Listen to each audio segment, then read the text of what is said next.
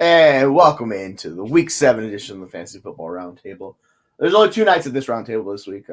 Both Jeremy and Aaron have some things going on, so they cannot join us. So it's myself and SC. How you doing today, SC? How's your Saturday going?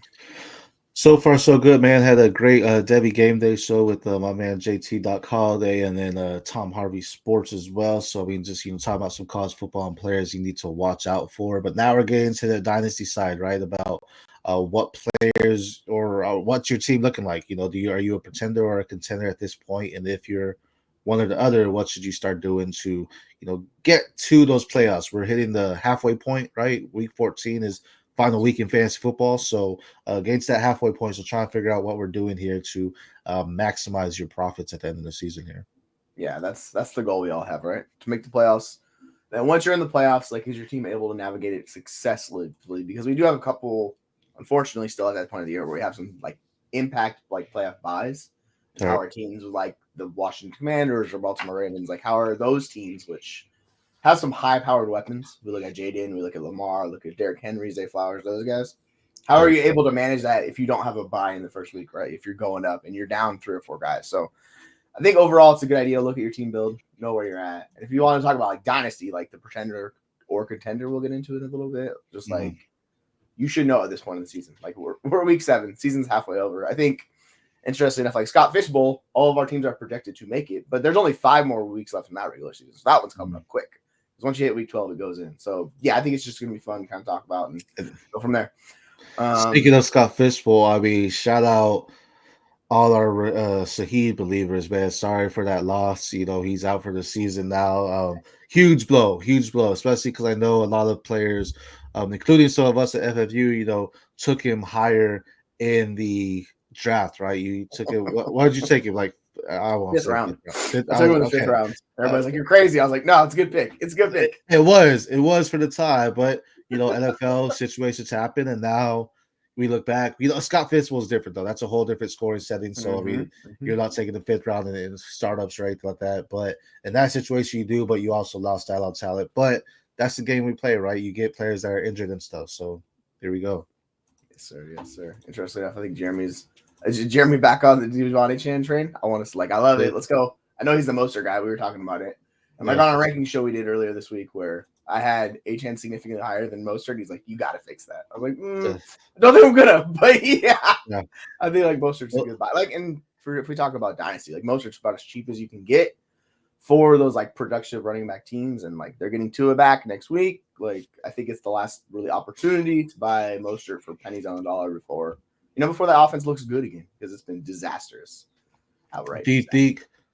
Question here then, because I have Kamani Vidal, so I try to get Mostert for Kamani. If I'm 6-6, which we're going to talk about. But I'm 6-6, so I'm definitely on the fringe. I can't compete. I think there's other teams that are better off than me, right? There's 8-2 teams, 7-4 teams, whatever it may be. There's teams that are stronger, but I think I'm on the verge of it. But I do need to twinkle some things, so should I try to do that?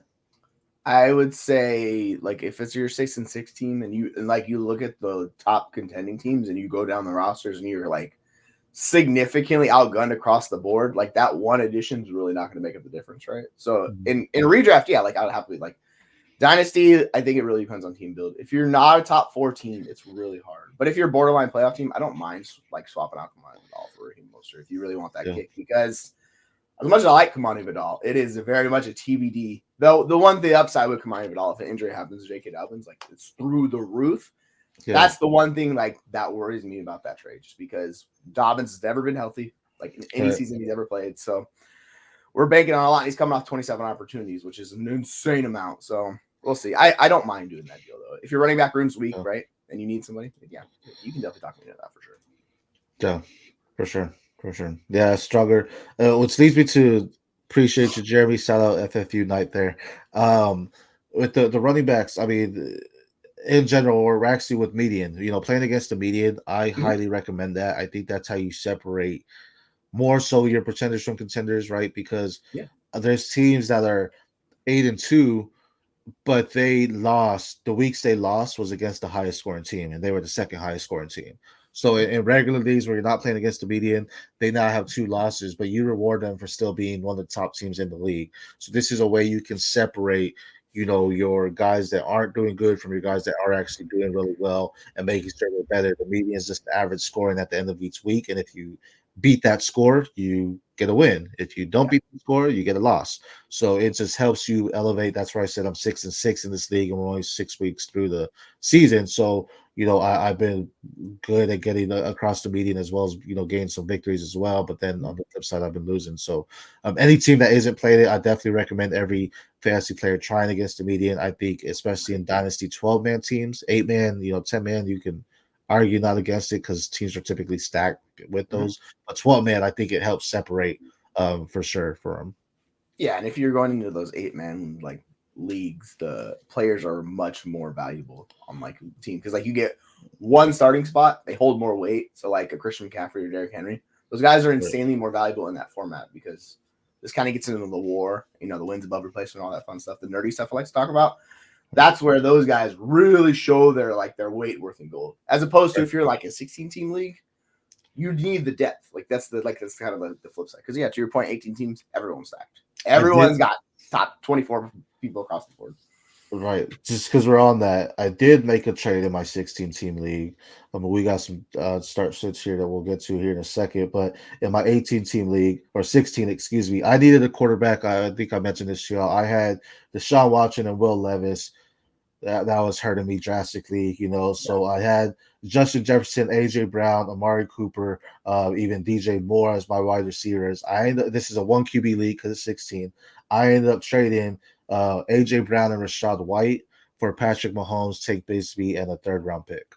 Yeah, like and you said it's 16, so it's like it's 1 QB, but it's kind of more. It's like a tweener 1 QB, like 2 QB type league, right? So like 100%. No, it's just 1 QB. I mean, it's not super flex or anything, just single QB for it. But then at the same time, I had no quarterbacks. I just had Watson and Levis. So like that. Yeah, no, it's you said it was 16 team, right? Like 16 team.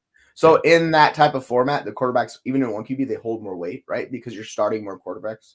So we're kind of getting into that like mid-level replacement quarterback, as opposed to like 8 and 10 team leagues. Everyone has that quarterbacks. In that league, like I value quarterbacks more just because there's more quarterbacks that are playing. So like these 1Z positions, and this gets in like the start 2 tight ends or tight end premiums, like they just become inherently more valuable. So like I'd do that for sure, especially if you have the team and the depth to do it. Yeah, like absolutely. I like take losing AJ though, but yeah, it's all good. That part happens, right?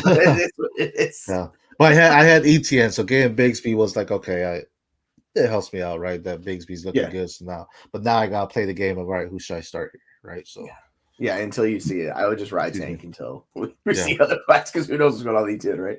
But I think with that team specifically, like Peterson's going to get fired. So, like, is the new OC or the new head coach, like, they're going to value Tank or are they going to value ETN? We don't know, but you'll have the guy at least. So, there's at least that, right? 100%. Brendan here asked a question. My team's looking pretty good this week, but if Cup is hurt, do I start Pickens or Mostert this week? Oh. Pickens is super boom bust. It's very like they're playing the Jets, right? So I don't feel great about that matchup, particularly if he's not going up against those corners. Sauce Gardner, Gardner gets a lot of penalties against him. He doesn't give him any yards. Personally, I think your team build, if you need the outside shot, take Pickens. Mostert, I like his matchup against Indianapolis. Like he saw 20 opportunities last week, and he was good. So I expect him to be a valuable piece of that offense moving forward this week. So I prefer Mostert as more of the floor play. I think Pickens is the ceiling. So it just really depends on if you're chasing or if you have a lead. Who would you be targeting between those two? I think Mostert. I mean, I think he's gonna get the carries. Even the thing is, even if Alchain's there, right? You have Mostert that's gonna get the goal line work, and that's where he makes his bread and butter, right? And plus, when he's healthy, whatever Miami did with him has just revived his career in general. They know how to use him, and plus they're using their running backs in the sense where we're not having to run it. Granted, he had 19 carries last week. This is still an opportunity for him to continue to do work and continue to grow as well. So I mean, I think if he's healthy, even if Archie's healthy, I think it boosts his value up even more because now he has opportunity to come out the field, take a breather, and then go back in and get, bust out a 20-yard run. So I think Mostert with the quarterback situation with Pickens, I think that's rough. I want to see what it is. Is Wilson better? Potentially, but maybe it's another week with Najee Harris as well. So yeah, I think Wilson gives him the upside to hit some of those deep shots because he still has that in his bag of tricks, right? But yeah, it's very rough this week for that Pittsburgh offense. I would be worried. So yeah, I'm with you 100%. So another one here. RP10 asks, does Olave value skyrocket with Shaheed out? Not with Rattler. Yeah. It's just is what it is, right? He will get a ton of targets. There's no competition in that offense.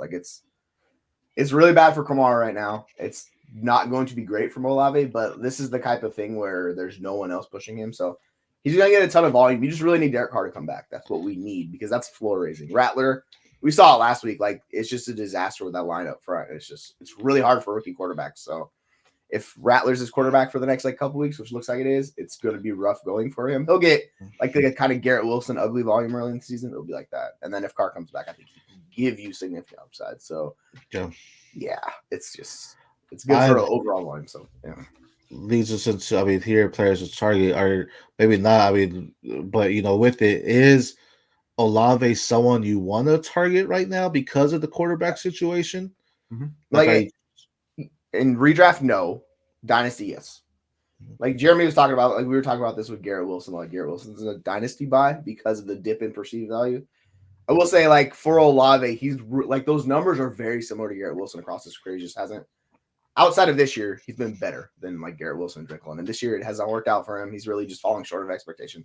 But the way they're using him is really good. He's just a downfield threat, similar to Pickens. So it's going to be more up and down. But yeah, if you can get him for cheaper, yes, I think now is the time to buy Olave because he's a really good player. He still has over a 90 PFF receiving grade. It's the best in it. He's really, really good. It's just not, Rashid Shaheed's just an explosive monster. So with him out the field, I think it really boosts. He's just going to see 30+% target share. So yeah, I would target him. Redraft, it's a little bit different just because I want to get for sure production. Would you trade Diggs for him? Yes. In Dynasty, absolutely. Because my thought process, this is the peak sell window for Stephon Diggs. This is what I talked about on the show 2 weeks ago when Nico went out. You're getting these insane prices for him where you would not be able to get them before the injury, right? So you have this little month-long window before Nico comes back. He's going to be the guy that's the 1A or 1B alongside Tank Dell, and you see his usage. So if you can get something of substantial value, because once we get the offseason, that value craters. So yes, I would sell Stephon Diggs because if you're a contender, you don't really need Stephon Diggs. You have enough pieces where if you lose Diggs, it shouldn't hurt you. If you're that dependent on Stephon Diggs, you're not a contender, is the way I'll phrase that, because you need the pieces. So yeah, I would sell Stephon Diggs if you have him. If you want to ride it out, sure, just know the value is going to go down the moment Nico comes back. Do you think, just speaking on the Saints as well, rumor came out that Kamara, I truthfully, I don't know if these are legit rumors or not. I haven't, the people that are posting it, I'm I don't know if I'm trusting you. But, rumors, Kamara's looking for a trade, that they're looking to rebuild. Kamara's an older back. He's down to get traded. Yeah. Is that someone, now, granted, right now you can't get Kamara he's RB1 right now, so it's going to be super hard to try to get him off. Chances are, if the team has him, they're a contender, so it's going to be hard. But I guess if you're a contender, is that something that worries them to try to trade him then? Yeah, it's going to be really hard for NFL teams to trade for his contract because he's got a fat payday next year too. So they would be automatically eating unless how they structure this contract where they eat the dead cap, the Saints hold on to it, which they're not going to because they're so cap strapped. You have to take on the salary cap for Alvin Kamara. Right. He's still getting paid decent amount throughout the rest of the year. And then it's a $10 million roster bonus. And then it's 29 total. So they would restructure his contract, do those whole things. I just don't know how you convince the NFL team to do this for a running back who's approaching 30. This is an old running back. The issues are there. You saw the inefficiencies kind of creeping with that offensive line. So I lean more Kamara as a sell for people because I'm worried about the Saints offense in general. With Rattler, we saw it against the Broncos, they couldn't do anything. And if you can't score points, or you can't do anything, he turns into an RB2 floor play. And that's not what we like to see. So going from the RB1 to kind of RB, maybe a high-end RB2, it kind of sucks for his value. So if someone's still trying to get him, yeah, I'd move off and just live with it because he's really old, right? So in Dynasty, yeah. In redraft, I'm more open to just keeping him and riding him because if he hits, the upside, right? Yeah, for sure. I agree with that. I think, but if you're considering, you definitely want to keep him there, but you could also get some value. Maybe Mhm. you can trade him to a team that's like, I'm friends, but they have Gibbs. And you're like, all right, well, shit, I'll do this straight up. I would do that. It's Yeah. not a huge one, but could boost them up to maybe contend a little bit more, but you don't really lose value going out there and get Gibbs, right? Yeah. Or if you're going out there and getting maybe an Achane and just let's say packaging with Raheem, if you can get both of them for Kamara, Yeah, I that would think be massive. in redraft for sure. Like you could do a package. I think like there's a question here about DK. Like I think you get DK plus for Kamara in redraft, and I think that's like a really good. Like I really like DK rest of the season. He's gonna go off in this game, by the way. So Yeah. yes, I would trade Devonta Smith for DK in all formats. The age difference isn't that great. Like you're getting a guy who's a locked in wide receiver one. His usage is really good. Where we see with Devonta Smith, he's more capped just because he's the wide receiver two in that offense. Now it's a really good offense. All the fun things are there, but like DK was this close to having a 40-point game last week. Like he was that close. So you just gotta trust the users. It's similar to Olave. The difference is like his quarterback in like the offense is just a lot better, and everything they're calling is a lot better. So like you see the Seahawks are passing over 700 times this year. Like that's wheels up. So yeah, I would do that deal personally. Would you? Do you? Well, mm, yeah, I would. I like DK. I think he's like you mentioned, a locked in guy. Both offenses are pretty good, so I mean, any weapon you can have for them is. But if you could do that straight up, why not? Yeah. Um, I guess if you're worried about the emergence of JSN, Jackson Smith and Jigba, that could be worrisome there if he ends up coming out and being good. But even, when he was at Ohio State, the other guy still ate with him. So Mhm. DK's there. DK's locked in. He knows Gino. Gino and him have the chemistry together. So you love that. Devontae Smith, as you mentioned there. And then, healthy Goddard is back in there, right? And then, yes, Quan Barkley getting passes out the backfield. So I do like Smith. And they're about the same age. So yeah, I would do that. I mean, straight up, I think it's almost you get slightly better with DK, but Mhm. I don't think it's gonna be a massive hit for any team. I still think it's a good value for both Yeah, teams. like I still like Devonta Smith, but he's like kind of like he's a more floor play to me than he is ceiling play. Just week in and week out, he's gonna be a top 20 guy. It's good. I just think like by the end of the year, like we could see DK pushing into the top 10, just based on his usage in that offense and how they're throwing it insane amount, which I don't expect the Saints to do. Yeah. This one's here. Does Christian Watson seem undervalued to you guys? He's been hurt most of the year, not the hamstring. Kind of nice for us Yeah, getting back last week. yeah. I don't know about USC, but in redraft, like it's these wide receivers outside of Jaden Reed are freaking almost impossible to trust because they're mixing and matching. They're doing a lot of different things. Like Jaden Reed's the focal point as far as fantasy production. Watson's role is really nice. It's just super boom bust because it's been up and down. We had hopes for Romeo Dobbs. Like I guess we had hopes for Dobbs, and then we also had hopes for Dontavian Wicks. Wicks got injured. I guess Wicks is playing this week. So with all of those guys healthy, Reed's really the only one you could trust. I think. Like it's so difficult. But yeah, if you could get him for on the cheap, sure. Like it's the Jordan Love offense, and we see this with Allen Lazard. If a guy's catching touchdowns in offense, before the Devontae Adams trade, like they're valuable pieces. And I think Watson gives you like significant upside shot, even though if his floor is like super zero. So I'm fine taking super like boom bust assets like that and just taking bets on them. I don't mind it. I'll chase the upside. All right, to pivot on the opposite side, I'm all off Watson. I mean, I've never been a fan of him just being North Dakota State. Shout out my Bearcats at Sam Houston State. But with Watson, just because what you said, that boom bust, I think it's good if you want that. But I think he's one of those players you take advantage of when that boom happens and you try to go sell to a team that's wide receiver needy and try to get someone that maybe Watson goes out there and has a 25-point game. Maybe go get Olave. Try to. I don't necessarily think you can, but if you could try, why not? It never hurts to try. Go after that and get someone like um possibly a Mooney who's the two. You can get Mooney plus for Watson. Watson's boom bust with less targets, around Mooney. So he's definitely getting it. So different things like that. Maybe a Tank Dell as well you could possibly do. So I would definitely pivot off him as soon as he booms because I think that's exactly what he is. I don't think he's a consistent wide receiver enough to ever be a consensus top 15. He'll have his weeks, but I Yeah. think that's the best you gain of him is just getting those kind of weeks there for him. So Yeah, you need him to be healthy. Like his snapshot and everything has to get a little bit better, but it's just kind of is what it is. So yeah, I'm with you.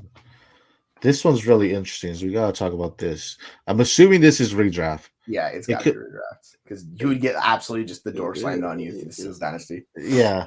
Um, trade JT and Bijan for Saquon and Pollard in redraft with it. 100%. I'm all in on Pollard rest of the season. I'm actually trying to buy Really him, good. but I can't trade Jacobs. I Jacobs for Pollard is something me and someone are going back and forth on. Yeah, that's fine. Jacobs, Yeah. but Jacobs has more value Mm-hmm. in Dynasty. In Yeah. redraft, Pollard for sure, but in Dynasty, I think Pollard just he's just one of those players that the name doesn't sit well with players, so he's hard to move off Mhm. of. So He's if got you the have snake. any kind of bad season or anything, you're stuck with it. Jacobs, he can have a bad season, but yet people still know the name very well. That he's Yeah. still young, he's locked into a contract. They're good for him. So Pollard rest of the season, I think he's a locked in RB1 rest of the season. That is really the only thing Tennessee offense has going for them right now. So I love him. And Tyjae Spears is a ghost when it's Pollard on the field. Yeah. So Saquon too. I mean, you lock him in as well. They had their bye week also, so he's locked in there, right? So I would definitely do this on redraft. What do you think? Well, yeah, and particularly for JT. JT's really good, but he will not, with Anthony Richardson, he does not get the passing down usage, and he's really never been a high-end target earner, unlike Saquon, who's done that before. So if we're breaking this down in redraft, I much prefer Saquon to JT. Bijan, I still prefer over Pollard, but like I 100% get the mindset of taking Pollard over him just because he's been really good. But in Dynasty, yeah, he has the like what we call it, the stank on him because he had a really bad season last year, right? Where everyone's like, "Oh, this is a year for Tony Pollard," face planted, and everyone's like, "I don't even want this guy," right? Okay. So the time to get Tony Pollard was in this offseason when people just didn't want him. Like I thought Tajay Spears was going to take the job from him. Obviously, I was very wrong in that situation, right? Because Pollard looks the guy that's completely that he was 2-3 years ago. So yeah, like I don't mind going to that side because you have the JT situation where he's coming back from an injury. It's a high ankle sprain. He's probably going to struggle coming off of the high ankle sprain, right? He's going to be inefficient a little bit. So yeah, like I probably would just do Saquon and Pollard and redraft and just roll with it, just because even though it doesn't have the quote unquote perceived value, I'm just trying to win in redraft. I don't really care. So like if you can do this deal, sure, go for it. Just know that like the weight Bijan carries, like you could probably turn Bijan into like pretty much anyone just because people know the name, they love him. Yeah. JT's out again this week, but Yeah. yeah, I agree. I think Bijan is just one of those household names. He's what Barkley was, figure. I mean, Barkley still is. So, but I get it. I mean, I think that's where you're going more so is the rest of season here rather than dynasty. In dynasty, I hope you're not doing that, just because the Saquon and Pollard are rather older, so you can definitely get more value in that sense. I mean, you would just for Bijan alone, you would need like Saquon plus Pollard to like even get entertained. And like if you have Bijan, I don't think you must do that. I would much rather if I'm trading Bijan in Dynasty, like I'm looking for one of the high-end wide receivers. Like I'm going to get Nico Collins, one of those guys, right? Like I'm going to live with that. Yeah. This was interesting. Is Jameis still worth waiting for Watson to be benched, but the Browns don't seem interested in benching him? I think the NFL investigation is a lot to consider here. What they're doing. Apparently, Goodell said they're still investigating it, even though Watson settled outside of the last issue that he had, off the field as well. So I think Jameis is still worth holding because I really Stefanski is the one that brought in Watson, so he's stuck with him. That contract is horrendous. So I think he's doing everything in his power, really, just to say, no, this is our guy. This is who we invested in. It's really just not to make him look like a fool. However, I think right now the Browns are hoping the NFL does something to get them out of it. But I think for the time being, Watson's their guy, and if anything, they're tanking and they get someone else next year. But I think they don't want to look like fools, so they're saying no. Watson is our best chance to win, so we're keeping him here. Maybe with the Amari Coopers out, we see something different. Maybe with Nick Chubb potentially coming back, we see something different. But what are your thoughts? Are you holding Jameis here? Yes, because at some point, like they started the official like fire sale because they're listing like Zadarius Smith. They traded Amari Cooper. You can see the writings kind of on the wall. Cleveland's like, all right, this is clearly not working.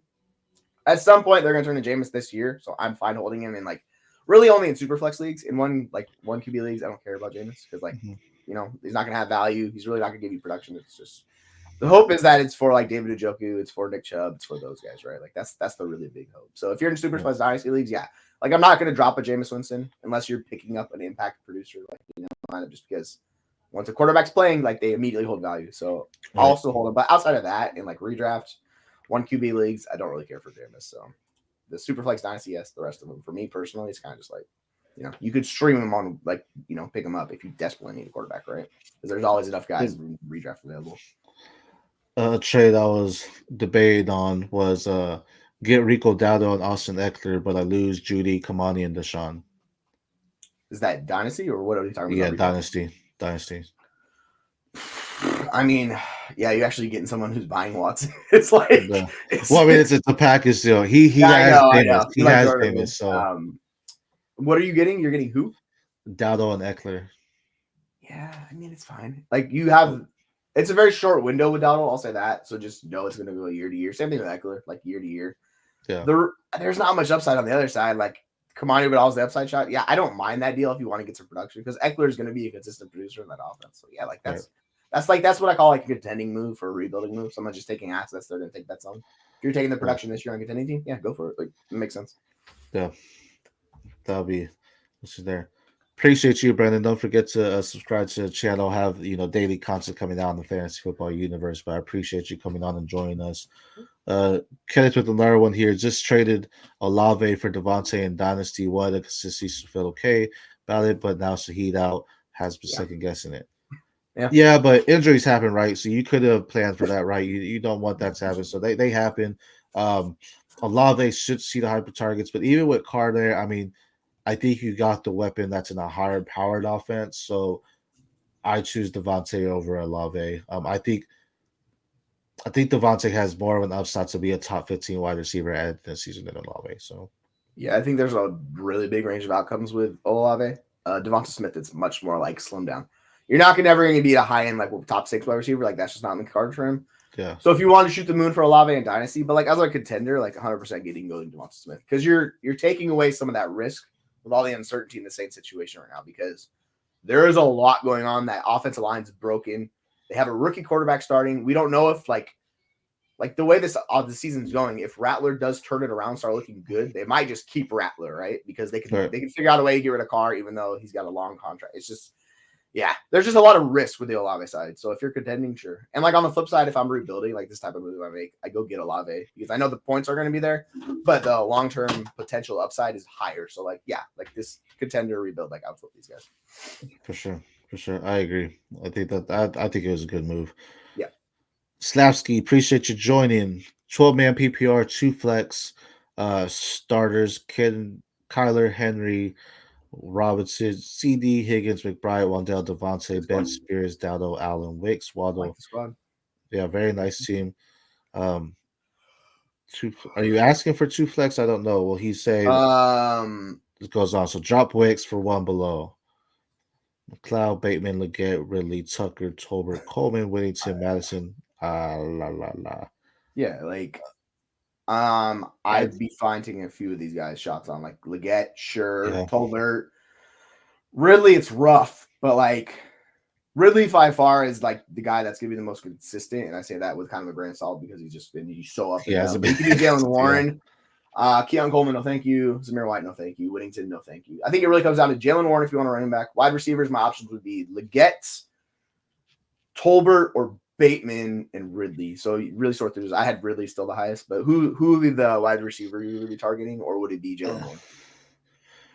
I think I would hold it because Ridley. Apparently, the coach came out and said we need to get him the ball more. Mm-hmm. He's been talking about targets, lack of targets. So they're like, we need to get him, find ways to get him open. Maybe it's just getting screen passes. So if they can utilize him like that, maybe we see a little bit of upside. It's just been horrendous there. So that gets me off of him.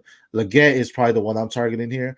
Just because we're seeing that usage come out. If he's healthy and on the field, he's going there. So I know Deontay Johnson's there as well, but Leggett I think is a rising asset to the Carolina Panthers there. So I would definitely go get him. Trey Tucker, I do like, especially with Devontae Adams out, but quarterback situation as well. Tolbert too. But again, Dallas, I just don't even know. I try to follow our guy, Jay Chuck. He talks about the Cowboys all the time, but it's hard to watch Dallas right now. I mean, even CD is having, hit his gaze where it's like, man, I don't know what this is. So I would say Leggett probably if you needed to drop Wicks. But I think you can also wait a week to see what happens because Wicks can also have a blowout week. You never know. So yeah, that's the thing with the Wicks. He's kind of this roster fodder because he continually has that alluring upside, right? Where it's like, oh man, it could hit. So if you need production, I'd actually probably prefer to go Ridley of all these guys.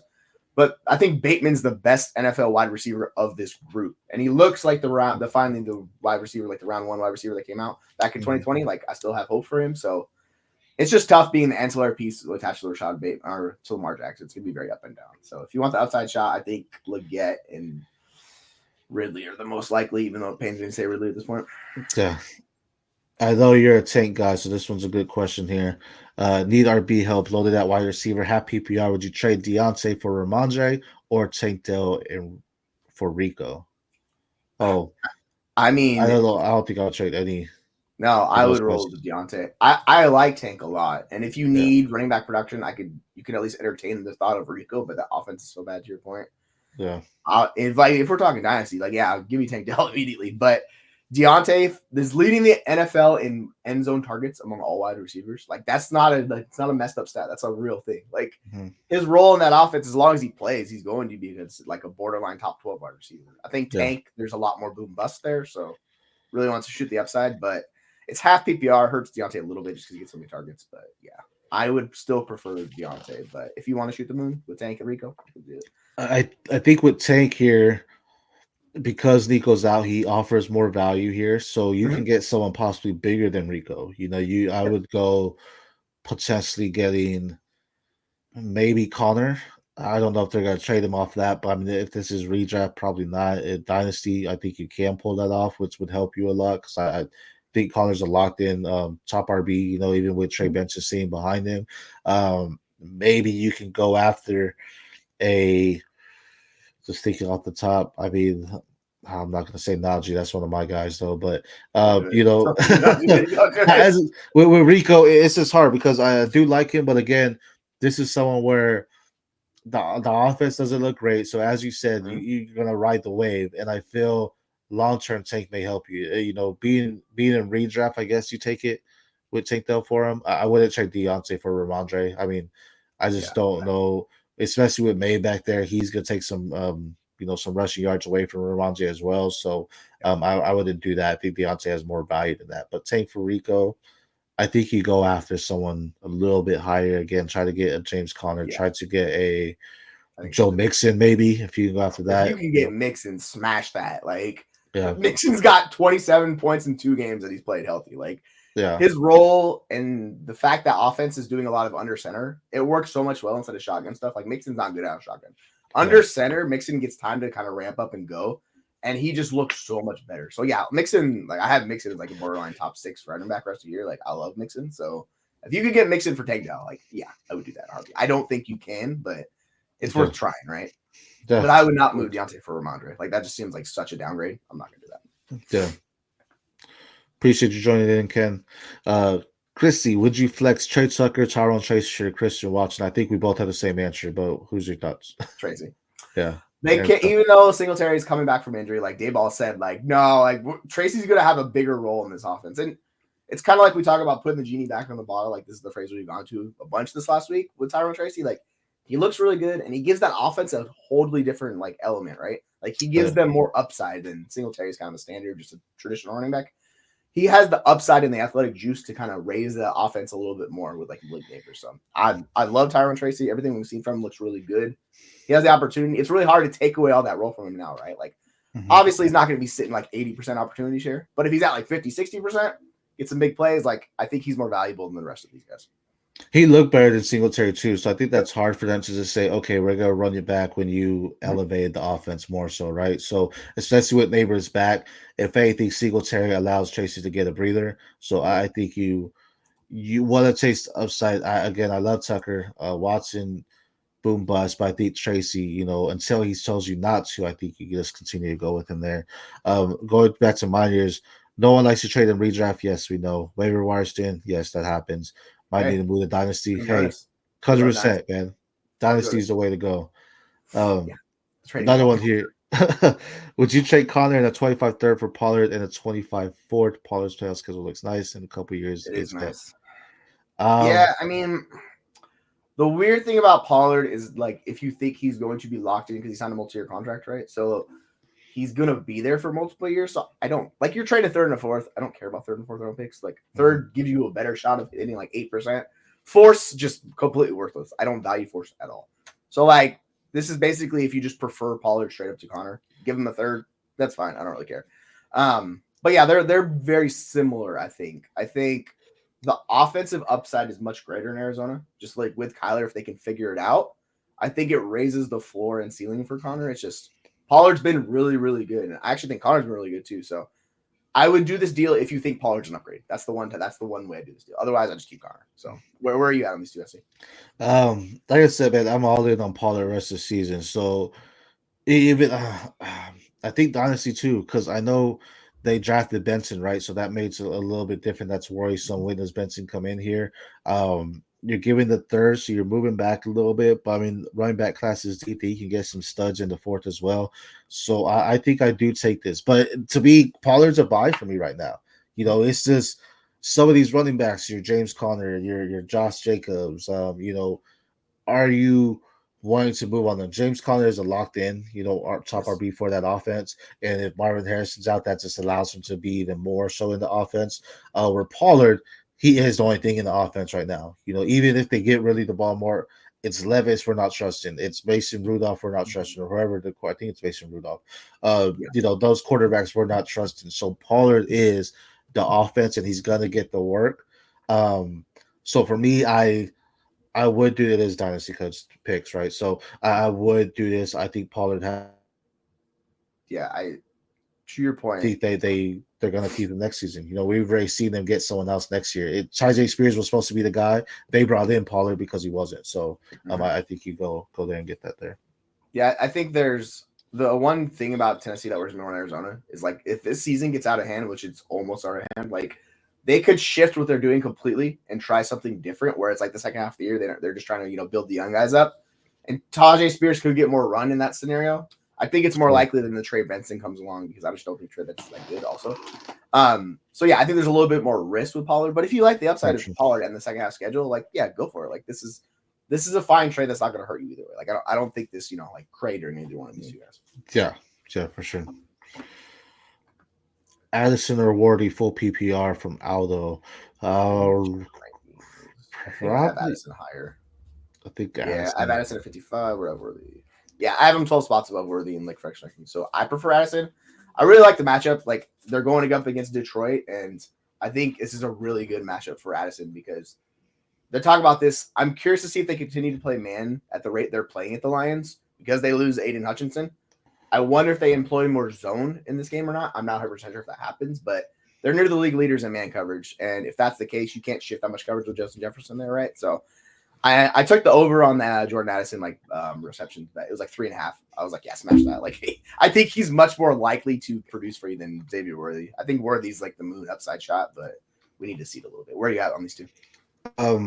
Addison. I like Worthy. I mean, he's probably the one, right? Or I mean, I don't know. Juju's been looking good too. So, Worthy, I think he's again with the boom bust. I think his size and speed, they're not using him as they should in the offense much. So, they're trying to get him open and just finding big play opportunities for him.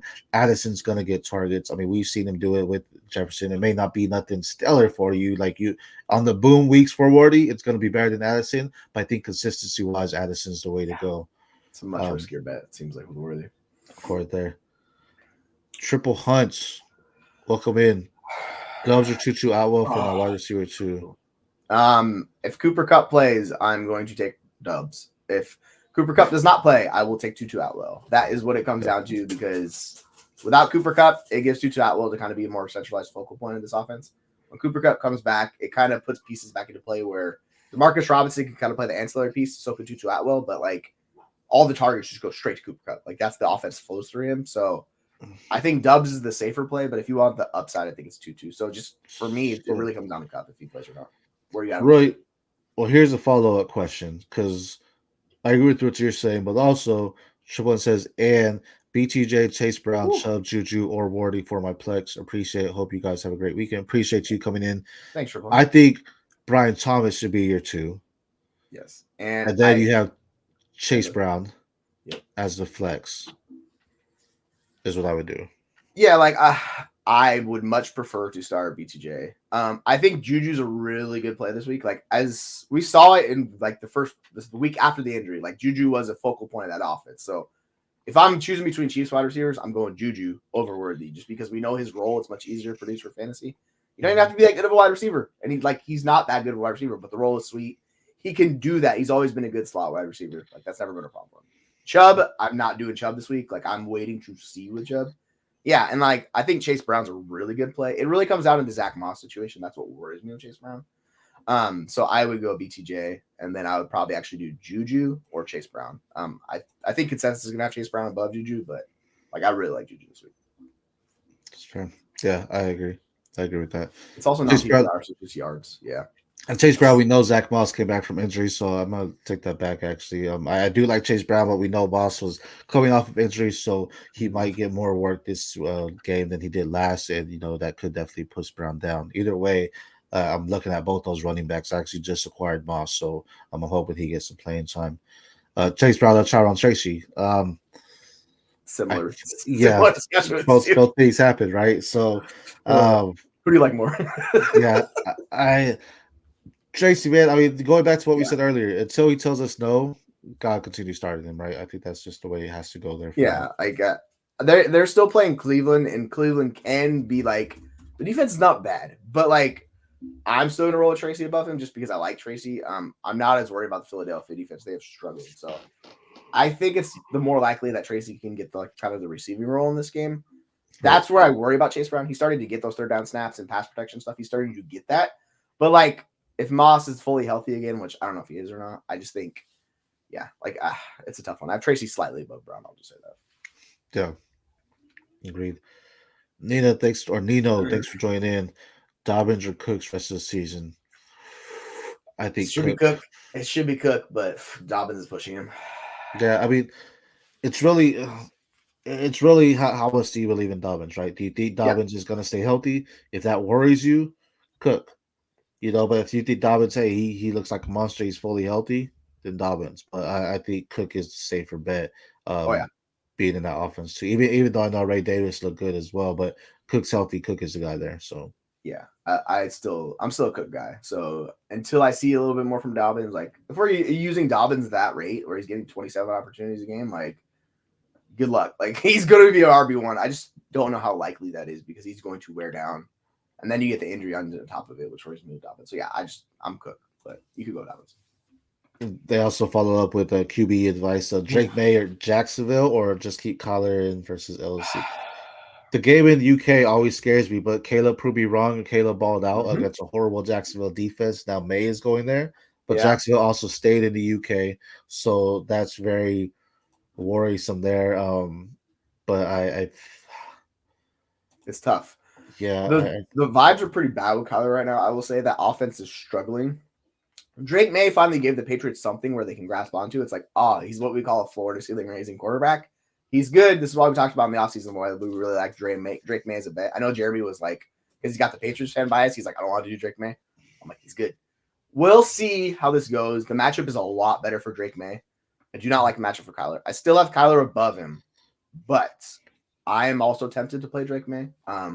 I have Drake May as a borderline top 12 guy this week. I have Kyler at like quarterback 11, so they're right there. I'm worried about this Arizona offense, man. They just haven't figured it out. They've had like 2 good games. Outside of that, it's just been so up and down. And like the Marvin Harrison Jr. thing, I guess he's playing. That's nice. So we'll see. I'm kind of hesitant on that. If Harrison does not play, which it looks like he is, I'm going to go Drake May. But if Harrison plays, I'll probably go Kyler. Even though this matchup is sweet, it's a tough one with Drake May. Like I'm really big on Drake May, but we're talking about a top 12 quarterback at this point. So it's close. That's where I'm at on him. I'll at least entertain this. Would you go Kyler or are you gonna go Drake? I want to say Kyler, man, but it really is scary that I think I take the shot on May. I think May can have a bad game. I wasn't a May guy really, but the matchup screams go May there. I think I go there, but I will say if you are looking to get tickets, to these games, make sure you go to SeatGeek. You FF Universe promo code, you do get $20 off on your first order. So if you are in the UK or you're going to the Chargers and Cardinals game, you SeatGeek FFU Universe $20 off that first order. We do have that there with it as well. With that though, question then, because you talk about the Cardinals offense. Is it if you're able to pivot off McBride, would you do that to try to get some assets there, or is McBride still a locked in person? He's locked in. Like he's top 2-3 tight end for me. Like he's the one piece I like have basically zero concern with because he's featured. His role in that offense is really good. I'm not worried about McBride. He's the one piece I trust. The way they use him, everything works out. So yes, but you better have another damn good tight end if you're trading McBride because I don't want to go into the Dalton Schultz range of tight ends. Like that just sounds awful. I don't want to do that. So I'll take one of the few like high impact tight ends. But yeah, if you want to move him in dynasty, sure you can. But in tight end premium leagues, like I'm just gonna just ride with McBride for the next like 5 years because I think he's a really good tight end. He's attached to Kyler. I know Kyler struggled, but like the upside is significant with him. His target share, everything looked great. I think he's just one of the best tight ends in the NFL. So I really don't want to, but you could do it if you get a really good package. Like if you move him into like an impact wide receiver stuff, sure. Could you pivot off him for Bowers? Would you try to do that? I don't think something. I don't think anyone's gonna like. Yeah, you got to add to get to Bowers. I mean, it's the same tier for me, so I'm fine just keeping him. Like I don't because Bowers like that offense sucks right now. It's not good, but he's producing. So I think both of them like the offensive floor is pretty low. I just think the offensive floor is higher in Arizona, and his ability to get touchdowns, which is going to be the thing for Bowers. Like that's gonna be the hardest part of that offense. Like I think he can get more touchdowns too. So like. I still have McBride in that same tier. Like you would just need to pay me for either one of those guys to like move off of them, if that makes sense. That's fair. That's fair. Yeah, I think there's tons of there for McBride. So if you're not, and he's youthful, so even if you're not competing, he's still an asset you can keep there. Sal, thanks for joining in. Starting Mason against KC, Smitty against the Giants, or Addison versus the Lions. Smitty? So like the Giants, like I like Mason, but this Kansas City matchup scares the crap out of me. And like I don't know how healthy he's going to be. That's the thing that worries me. For sure. So usually I would prefer the running back in the situation, a guy that's knowing the volume. We just don't know. And Kansas City's defense is really, really good. Like running backs do not have the most success against them in the world. The success rate and all that fun stuff. So I have Smith the highest of this group, but I would say Smith, Mason, Addison. How I have them ranked. Where do you fall on these three? I like Smith as well. Mason's nice, but you brought up with the KC defense there, but Smitty, I think it'd be different if the Giants secondary just isn't that great. So I mean, but with them having AJ Brown as well, I think that just opens up where I think it's Deonte Banks, if I'm not mistaken, is they're one of their top cornerbacks there. Pinnock in the back. So I think Smitty can, get some underneath opportunities and just beat them out right there too. Addison versus Lions, I don't necessarily want to play that. The only guy I'm really playing in this matchup for the Vikings is Jefferson, just because I know he's their top guy. The Lions have a tough defense, so I don't know how much against the run. Yes, like I don't want to play the running back again. They're not good against wide receivers. It's kind of like similar to Baltimore. It's a pass funnel because like no one wants to run against them. They're like I actually like Addison a lot. I just think Smith is more centralized piece of that offense. So and it's a really good matchup against the Giants. Like to your point with Mason, San Francisco is like a bottom 6 rush EPA defense, or sorry, Kansas City is a bottom 6 rush EPA defense. So I worry about Mason this week coming off the injury. And this matchup sucks. So I'm fine going with Smith. And I really like Addison. He's top 28 wide receiver for me this week, but I have Smith top 20. That's fair. That's fair. Andrew, thanks for joining in. Fellas, Higgins or Tyreek? Flex, my wide receivers are Amon-Ra, Reed, Higgins, Tyreek. RBs are Kyron, Cook, Hunt, Tracy, and Bucky. So, yeah, Higgins. And the flex, yeah. Yeah, like the over-under passing yards for the Miami Dolphins is 183. Like, I don't want to do the Tyler Huntley experience. Even, like, I get it. The Indiana matchup's super juicy. But, like, Higgins can still get there. And, like, he has Joe Burrow, one of the best quarterbacks in the NFL. Like, it's just so much safer. Now, when Tua comes back, it'll be Tyreek season once again. But, I'm with you. I'm going Higgins. Yeah, and I think even over your running backs, I mean, you're starting Kyron and Cook, I assume. And then you're starting Amon-Ra, Reed. So, yeah, I would go Higgins in that flex spot for sure. And that's not, again, just what you hit on the money. When Tua's back, he'll all day. But when he's not there, I just worry about that. It's going to be a running game. Start Mostert or Ochain over Hill at this point right now. So, Kicker or Boswell? Boswell. Let me double check these rankings. I mean, the Rikers got a really good matchup. Like, this is going to be one of the highest scoring games in the NFL. Like, it's the Minnesota Dallas, or sorry, Minnesota Detroit. Like, I want to be invested on Kicker in that game. So I think I think Riker's like a consensus top 5 kicker this week. I'm gonna go with him over Boswell because Pittsburgh and New York, like that game's gonna be rough. So he could get there with field goals. I just don't know if he has any opportunities is the way. So I think Riker's the better bet personally. Are you with me there, or are you going Boswell?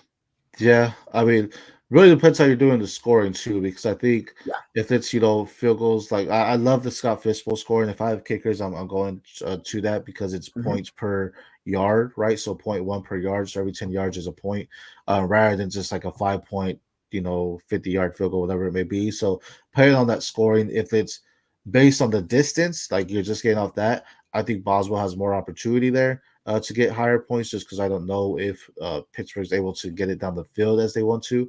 But if it's not, then I would go Riker there for y'all as well. Let's see, Auden or Henry? Henry. Yes. I think. Well, I mean, like it's scary for me. The Baltimore defense is a really tough test. Now they get torched on the outside against wide receivers. Tight ends not so great. It's the same kind of tier of tight ends where like you need one of these to find the end zone. I think Henry has a decent shot with Drake May as his quarterback now. Like I don't mind Henry, and it's just like he doesn't have freaking Chris Godwin and Mike Evans like pulling all the targets out of that offense, right? So I think, and Audwin's never been a target runner. Like he's always just been a route run guy who's running all the wind sprints because he can't get any targets. So it's close, like I guess Henry, but you could go on. I don't. It's kind of just like this tier of tight ends kind of sucks. Is the way I look at it. I have Henry at 14 and Allen at 15, so flip a coin at that point. So flip a coin there. But yeah, I mean Henry, I think you're shooting for upside on a touchdown there. Allen just has more competition where Henry could be featured. So I have CD on bye this week and Taylor out. My team is Mason, Chase Brown, Higgins, Smitty, Kraft, McConkey, and Terry. Be trade advice to either upgrade McConkey or Brown flex RB. Yeah, like I like McConkey, but in redraft it's tough because he's like barely top 30 wide receiver. Terry's dope. Like I like Terry a lot. You got Devonta. Yeah, like I'm packaging one of this Higgins, Smith, and Terry. I'm trying to tier up from one of those guys because you have Mason, you have Brown. So I would package whoever's the most valuable of the Higgins, Smith, McConkey, or Terry group with like Chase Brown or Jordan, and Chase Brown particularly because Jordan Mason, everyone expects him to get replaced at some point. So I package those two guys, and that's how I would upgrade. Like because you're talking about Brown, so I'm going for like a top. Like I would try to. It's really hard to get Drake London at this point. Like, but that type of wide receiver, right? So maybe you go package them up for like a Garrett Wilson if you like him, or you go into the range of. I don't really want to trade Terry though. Like Terry's the one I feel really good about, and people like the least. But yeah, so I would just pick your least favorite of the Higgins, Smith, Terry, package them with Chase Brown. See what you can get in like a team that needs a wide receiver and go get like high end running back or wide receiver, like something along those lines.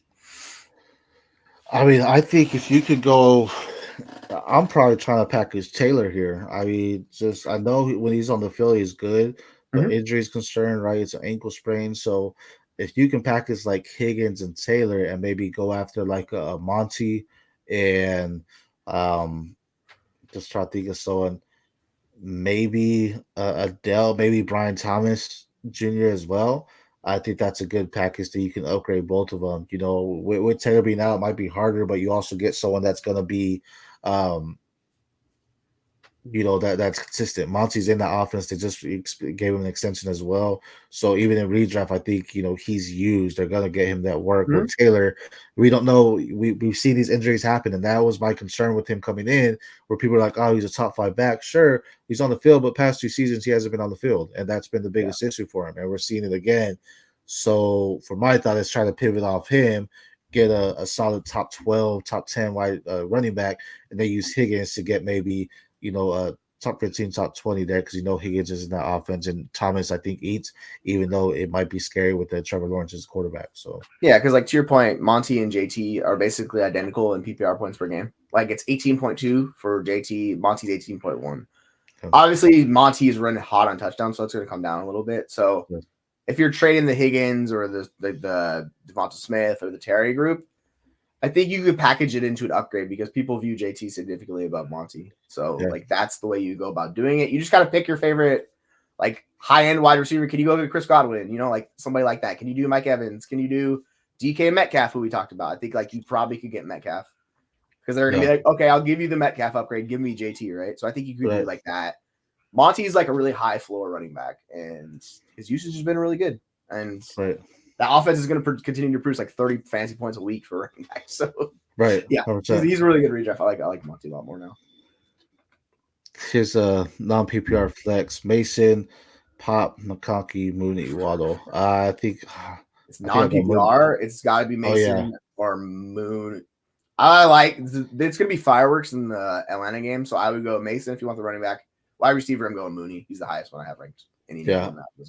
I would say Mooney, but non-PPR does hurt. But I think whatever Kirk's doing with him is working, so it's getting him, him the ball. So I think Mooney, Waddle too, man. If you could pivot off Waddle, I mean, when Tua comes back, maybe it's different. But right now, you can try to pivot off him, and that's if this is redraft 2, when Waddle comes back or when Tua comes back, sell on Waddle then, because it's like, all right, you have the rest of the season, but you may be able to get someone that gets excited when Tua's here. So like I think he's gonna need a big game, but he'll have a big game. It will come. It's just capped. It just sucks, man. Like he's a good wide receiver. It's just just is what it is, unfortunately. Half PPR rank these flex options: Douglas, Ty Chandler, Lockett, Gibson, Tracy. Let's see our rankings real quick here. Well, so Aaron Jones is supposed to play, so I'm not really interested in Chandler. Let me see. Douglas had a 67. Douglas Lockett. I mean, I probably have Tracy the highest, to tell you the truth. Like he's at 45. Yeah. I don't know who I'm gonna have higher. Lockett, I like Lockett too, but yeah, I think for me, like Tracy's gonna be the highest.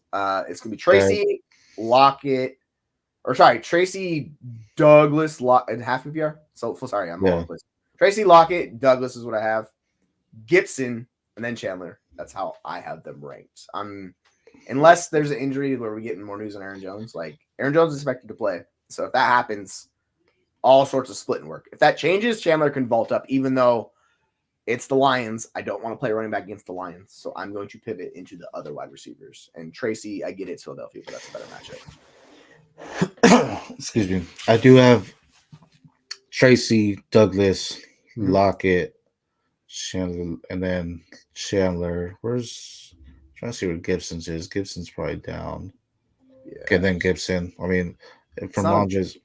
Yeah, it's not. It's if no Ramondre, it makes it interesting, but I just don't trust the offense. Right. That's the hard thing. And Drake May is a rushing quarterback. He's not going to check it down a lot. So that's kind of my concern with Gibson. But I think Gibson's a really high upside, like low floor play. Like he's going to give you 5 or 20. Like there's no in between with Gibson is like this week, right? Yeah, 100%. No, yeah, that's exactly what it is. I do like Gibson, Bobby Tracy again with Ryan the hot hand, man. So as soon as he tells us not to, that's when you do it. But right now, if anything, try to pivot off him. Neil, coming back. If this changes anything for my QB question, I got McBride and tight end and Pop Douglas at flex. So either way, it would be stacked. Oh, for the Drake May, Kyler. Yeah, no, I mean, I'm just Kyler McBride. Yeah, you just stack the tight end quarterback. Like it's the Chargers, so it's not the best, but yeah, I'd roll it. I mean, so he's flexing Pop. That's fun. It's gonna be a lot of fun. Yeah. Like I don't think it's gonna change because you have a stack either way you go. So I would just go with your highest. I mean, I was looking at my rankings and I just moved Drake May above Kyler, so fuck it, I'll go with Drake May. But like they're that same tier of guys where like I like Drake May a lot. The Jaguars defense is not as bad as it has shown. They've had a full 2 weeks there. I think they've adjusted, but yeah, like I like the upside Drake May. So you know what you're getting. Kyler's just been so up and down, man. Like it's just been so up with him. So for this week, I'm fine going with the Pop and Drake May and just roll with it. Like let's have a fun stack. I think I have that fun, but I'm going McBride just because I know McBride's that target there. He'll get the volume, so you'll just benefit from Kyler there. That does help, though. That does make it a little bit different, right? Having both of them there because you do get that double stack. But again, I think you have more chance with McBride and just you'll know he'll get fed. Appreciate you joining in, William. Unless you believe Douglas should be benched for Chase Brown, Wardy, or Tracy. I mean Tracy. I would say Tracy. Douglas is not going to be high on the list because with Demario Douglas, it's very much more floor. I get it. He had a touchdown last week. That was his first touchdown of his career, folks. First touchdown of his career. Like he's not a touchdown producer of these things. Right. So I mean, you could get it. Like I like Douglas, but he's more of a floor play. He's never going to be inside my top 30 wide receivers. Just kind of how it goes around. Yeah. So I thought he was starting Brown over him.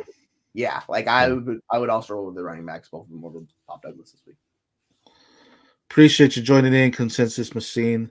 I also said like and sub now. I appreciate that. You, Also, man. Nino said appreciate, drop the sub and like. All the Guys, support. anyone watching, don't forget, like, comment, subscribe. We have content coming out daily from Dynasty, Redraft, Buy Low, Sell High, Devi, C2C, you name it, we're doing it. So continue to sub so you know when we're going live and bring these questions. We love it. So appreciate you joining in. Conscious coming in though, saying I played Sutton in my 2 flex 12-team full PPR. I trust MHJ will play. Yeah, for sure. That was a goose egg. My question is, why'd you put him like?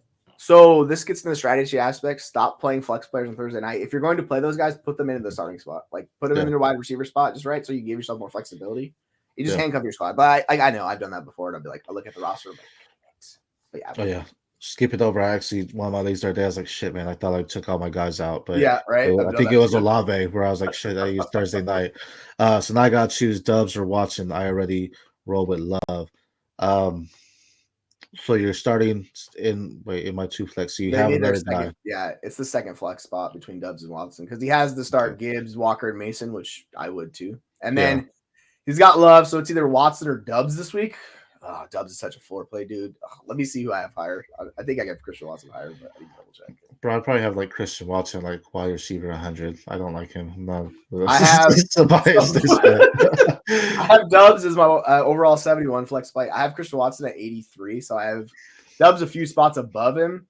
Like with the whole Watson stuff, it's just it's a floor play, dude. He just hasn't been healthy. He's not running off routes. Like even he only ran 71% of the routes last week, and that's the tough part. Where Dubs is on the field when Dubs is healthy, he runs all the routes. Like that's the thing. So like, yeah, it's tough. And like he ran 87% of routes last week. Like it's just much more likely. And you know what?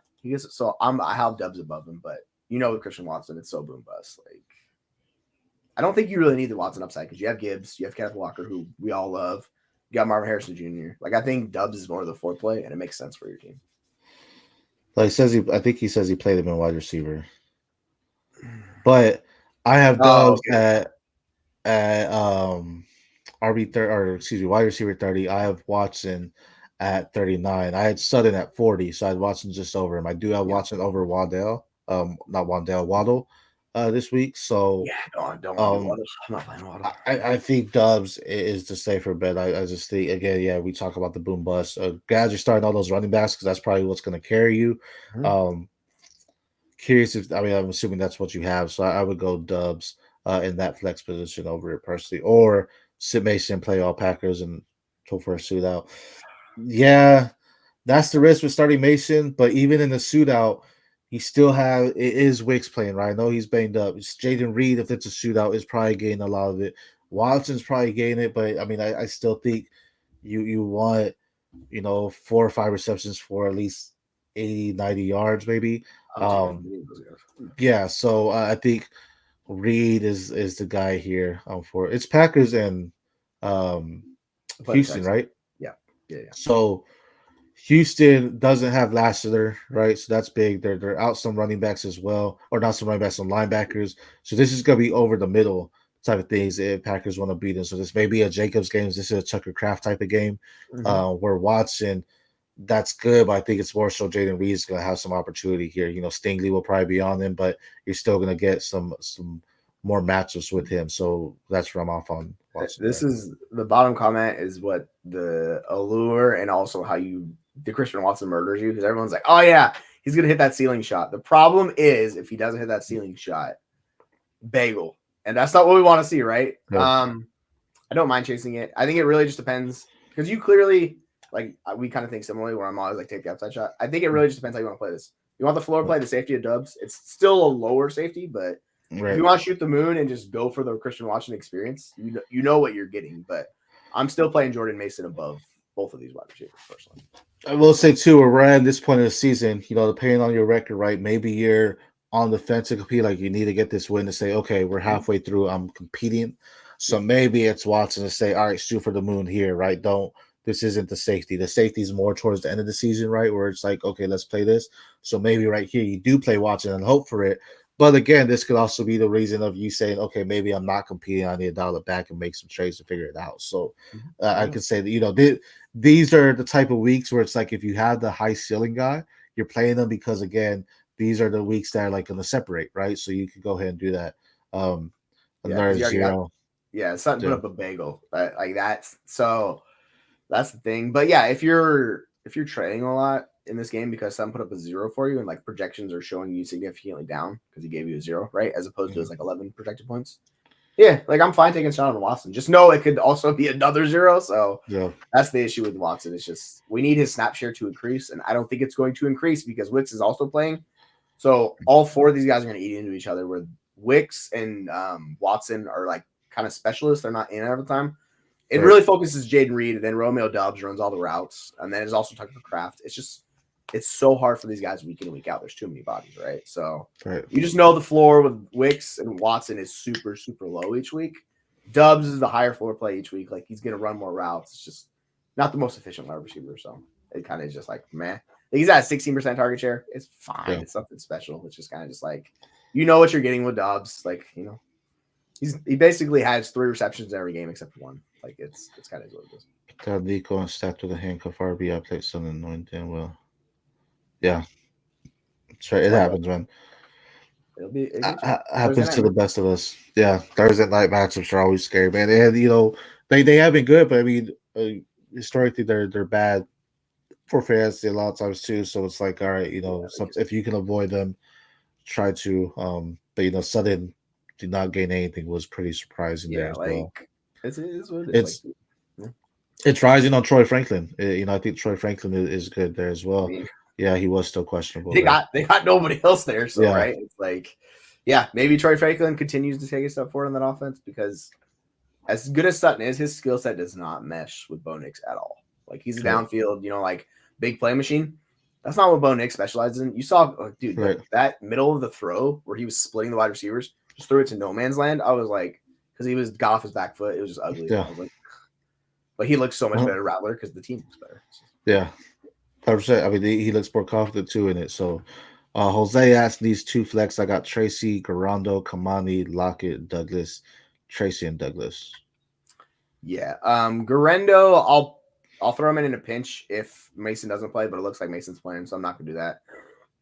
Yeah, Douglas and Lockett. I like Lockett a lot this week. This matchup's really good. So it's Tracy, and I think let me see what I have ranked higher. It might be Douglas, but it might be Lockett too. Let me double check. Kamani I like, but you have to consider he put up a good game last week, but I think it was a 35 or 38 yard passing touchdown that gave him majority of his yards. So outside of that, I think it was like 2.7 yards per carry or something, off his 4 carries. So you definitely don't want to shoot that quite yet. It looks good and you're excited. This is, if I'm trying to sell him right now for it, but this is an exciting opportunity for him. So I'll continue to, keep an eye on him. But I think Tracy showed it, actually getting volume, and then Douglas is there. So yeah, I have Lockett 2 spots above Douglas this week. So that's the highest projected over under of the week, the Seahawks Falcons. Like I want pieces in that game, so I'm fine chasing Lockett. Yeah. Well, that was a great game last week though too. So yeah.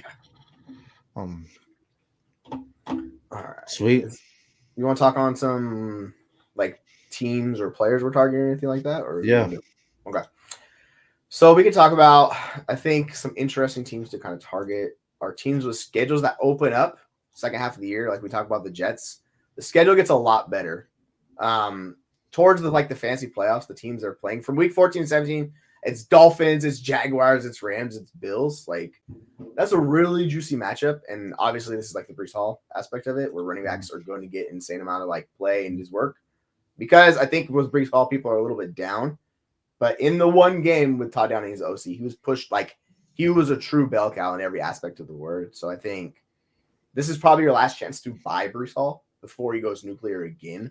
So if you can get Breece Hall, I think it's a really good one. I don't mind Aaron Rodgers as a flex play now, a streamable quarterback. And yeah, Devontae Adams, people are probably a little bit lower on him. So I think the Jets is a really good offense to target. Are there any Jets pieces that you're targeting or avoiding, or how do you feel about that? I think your buy window for Garrett Wilson just opened up, right, with Devontae Adams going there. So I think that's an opportunity for him. Thing is, I'm working on something for FFU where it's wide receiver U on who it is on OSU or LSU. LSU Yeah. wide receivers have been top 5, top 10 wide receivers from Ohio State. They've been, your top 15, top 20. They've been just a little further. So I think right now people are higher on Garrett Wilson, but with the Adams, you're hoping for the scary thing. If you can get Brees, go. Go buy low on Allen. It's opportunity there for him too. You get him a lot cheaper. Yeah. Um, High upside handcuff for sure. for Brees, I mean, if you're able to trade like Brian Thomas and like Jacobs for that, would you do that? Yes, because like as much as I like Jacobs, I don't think he's going to be. Well, let me rephrase that. You better have decent pieces on your bench if you're moving off of those two, right? If you're consolidating, but yeah, I want to get Brees, and then I would just take like an upside shot on their bench to kind of like do 2-for-2 thing. So whoever is a significant downgrade at wide receiver, like if you're getting into that, like we talk about Pop Douglas range. Like if you get Pop Douglas as the throwing piece, like yeah, that would be fine. I would do that deal. Because personally, like what I saw from week 1 and Todd Downing's uses previously, how he uses running backs, I like Brees a lot. And then, like, I know it was the Bills. The Bills bleed fancy points to running backs. Like, that's the one matchup. But overall, his usage is the takeaway where if this stays, he's going to be like a top 3 running back rest of the season for me. Jacobs is like a back end RB1. Brian Thomas Jr. is like a borderline. He's like a wide receiver 2. Really good, but like he's not a high wide receiver run. So I think, yes, personally, I would do that. Fair enough. Yeah, you talk about matchups. I've been saying Pollard's my buy right now. You go ahead and get him wherever you can. I think Daniel Jones, is possibly as long as Neighbors in that offense. I mean, his schedule rest away is pretty good as well. You have Philly this week, then you have at Pittsburgh, then he's Washington, at Carolina, then they have a bye. Tampa's, they're vulnerable against the passing game as well. At Dallas, New Orleans, Baltimore, scary in the playoffs, but then at Atlanta, Indy. If you need super flex, quarterback too, I think Daniel Jones has high upside. Definitely raises more when Neighbors is there. But the bright side is when Neighbors was out, he actually still looked good when it was Wandale and Darius Slayton there as well. He was still getting the ball out to them. Not as great, but you're still seeing it. So I think that's an opportunity where he has that name where it has a stint. So he's a quarterback you can buy on the low, but gives you high upside as a QB2 moving down. Again, that strength of schedule looks pretty weak for him. So, Neighbors healthy again elevates that, but I'm still comfortable with it. If you could pivot off of maybe you can go, maybe you could trade Tua for Daniel Jones plus, and that way you just have it because Tua, he's supposed to come back, man, but I'm no doctor, so I'm not going to necessarily equate, but with these concussions and the way he's getting rocked, like these concussions look bad. I'm glad they're taking time for him to be healthy, but these concussions look worse and worse each time. And to me, I'm like, bro, when's the hit going to come where he's just not going to be able to get up? Like he's just going to be paralyzed or whatever. That's how bad they look. And it's unfortunate we have to talk about that, but that's how bad they look. Where to me, it's concerning that they're eventually going to pivot off of him. So if you can trade him because there is upside because of his weapons for Daniel Jones plus, so maybe you get Daniel Jones and a couple seconds, or maybe Daniel Jones in the first. You never know. But I think those are moves you can try to do as well. Yeah, you would. I think for Tua specifically, like he needs to show it in one of those games to get that type of deal done. But yeah, like the whole issue with the Giants is like they could, if it all falls apart, which it could still fall apart, like they're kind of hanging on. Like they could go to Drew Lock at some point. That's the one concern that's still there. Like if we get towards the end of the season, their season's over. They're like, all right, let's see what happens, Drew Lock. That's the one area of concern I have for Daniel Jones. But like he's been decent. Like he hasn't been a bad quarterback. It's just he's not that good. So yeah, if you can get the 1 plus of Daniel Jones, I would love that. I just think Tua needs to show it first that he's back healthy, he's not injured, and then I think you could definitely entertain that discussion. Sure, but yeah, that'll be one of my bigger guys to target. We have a few more questions here. Where are we at here? Yeah, what's up, Mello? MHJ or BTJ at flex? I still probably have Harrison. I'm probably Harrison is what I have. Even though it's the Chargers, I get it. See what I have in my rankings. So with the uncertainty from Robert Harrison Jr., I'm fine playing Brian Thomas Jr. because they're going up against Carolina and they bleed fantasy points. So I'm just fine sticking with Brian Thomas Jr. and rolling with that because you're not going to know. And like it's an early game, so you have like you're not. Most people are like West Coast. We're not going to be up for the start of that game, so you kind of have to make the decision early in the morning, right? So for me personally, like I'll go Brian Thomas Jr. And just not worry about the issues with Harrison if he plays or if he doesn't play. Even though he's expected to play, I'm fine. I'll take the upside shot BTJ this week. Yeah, I think I have BTJ. I have him at 21 and Harrison Jr. at 25. Oh, sorry, I mixed up the teams. It's New England, so it's not a great pass matchup, but it's fine. Like I think you just need to make that decision beforehand. If the news comes out before, which that's the whole issue, I don't know if it's coming out until tomorrow with Marvin Harrison Jr. I'm fine going BTJ, but if we get news on Marvin Harrison Jr. he's going to play, then it will shift. So it just sucks. It's an early morning game, so yeah, you have to make a decision. Yeah, those 6:30 games don't help us in fantasy NFL. Stop them. I just put them out like PM their time, so it's different time. I don't know. Just got offered a trade for Debo. He offered Keenan Allen, Rico Dowdle, and Chuba. I probably am not taking this deal. In redraft, sure, I'll do this deal. Dynasty, no, because Keenan Allen is looking like the potential third, fourth option in that offense. It's really tough. You know what you're getting out of Debo. Rico is super we like him, but it's just the floor is zero. Chuba is going to get replaced at some point by Jonathan Brooks. Like it might run out through this year, but I would personally just keep Debo. I think he's just the best asset in the deal. So I know we're consolidating into 3-for-1 type stuff, but I would only do this deal if you needed a bunch of pieces. And if that's the case, then I would more look into like being blowing up my roster if that's what I'm trying to do. Yeah, I don't like it because the floor with those guys is so low. You know what you're getting out of Debo. If you were getting a better wide receiver instead of Keenan Allen, like a higher end wide receiver, I would have more interest because you'll get Chuba Hubbard for the rest of the year. And Rico is an upside shot, so I don't mind it if you get it's just Keenan Allen's what worries me. Like that's the whole issue part of this deal. If you move into the wide receiver 2, wide receiver 3 range, sure. I just have Keenan Allen lower than that. What do you think of this deal? Yeah, I agree. I think it's a horrible trade. I think you keep Debo here. I like the thing with Rico, man. The offense just looks bad. Like we knew they didn't have a running game. Rico was becoming that running game, but they're just not looking good on offense in general. So with that, Rico scares me. Even though he does look like he's the RB1 there. Chuba I do like, but yeah, what happens? Does Jonathan Brooks come in and they just take it all away? Yeah, redraft here. So I like Debo, but it leads me to a question: do you trade? Are you trying to target Ayuk then? Because Ayuk, I think, is slipping down as far as opportunities here. So is he a target for you, or is he more of a sell high or buy low for you? It's all price dependent with like the guys in that offense, but yeah, like similar to Chris Olave, if they continue to not produce for you, people get less and less bullish. And so like VD Jen's point, like it's redraft.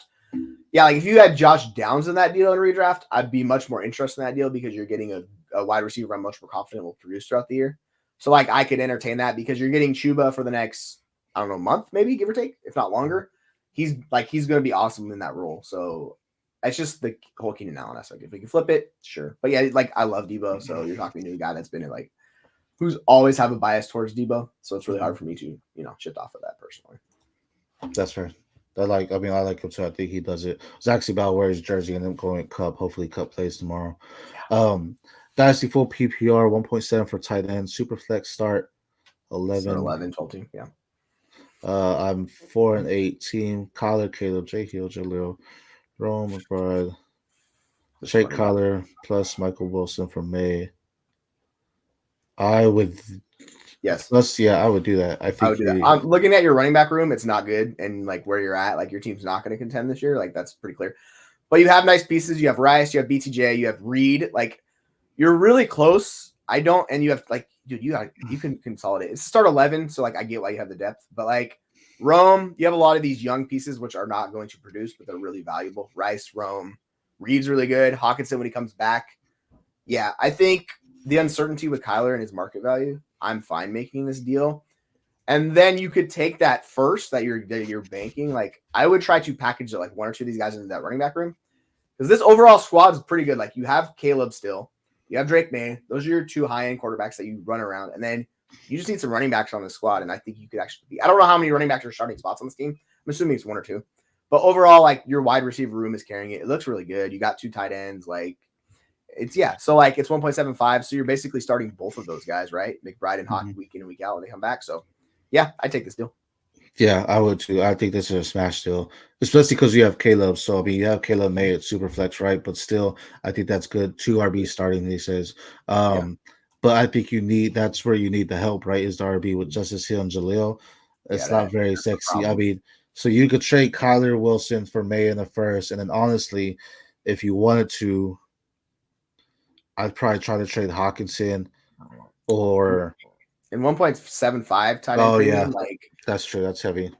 what I would do with this squad, you're 4-8. I don't know about your max points for. It's probably lower end where you're at. I would try to find really cheap, usable, disposable running backs like a Chuba Hubbard, those type of guys that are not valued at all in Dynasty. Go get one of those guys on the cheap. See if they can help your running like your team compete. But if you're looking to like push it for next year, totally fine just waiting because I get the uncertainty with Caleb and Drake May. Yeah, you traded all your backs. Yeah, yeah. Yeah. So yeah, just play it for next year. It's fine. Like your team is set up for next year, like really well. Like I would not be worried about your team. So your banking picks, your team theoretically gets worse, right? Because you're moving that extra asset in Wilson, who's gonna take points off of it. And like I know people love Kyler, I love Kyler, but yeah, like this is a good long-term move for you. So I'm fine doing that. You're banking another first-round pick. There's only so many of those, right? So yeah, and so yeah, so just keep tanking. You're doing a good job. Like I like the roster you're building.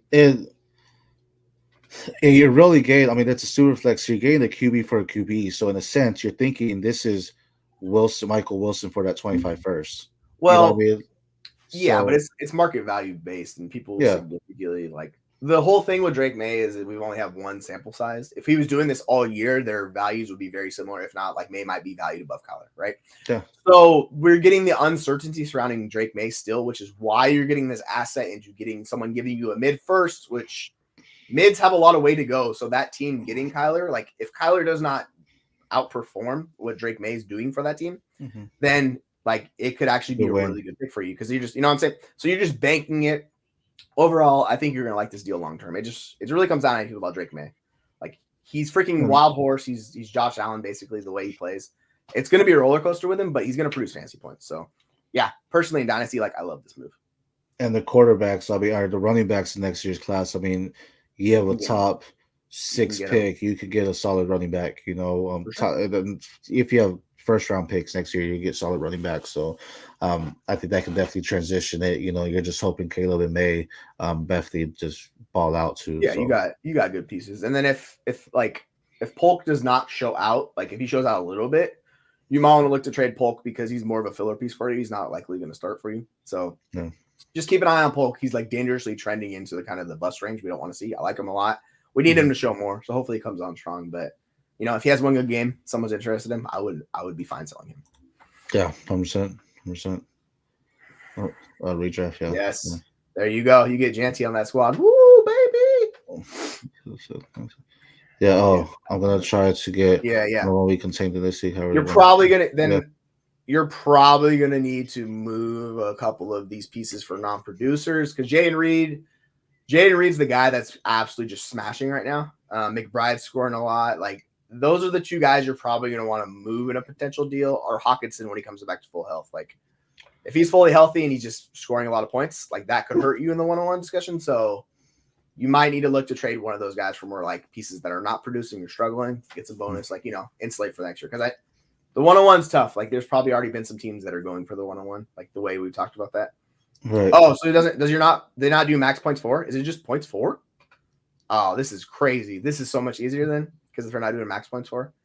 Yeah. The loophole in Dynasty. All right, yeah. You're good then.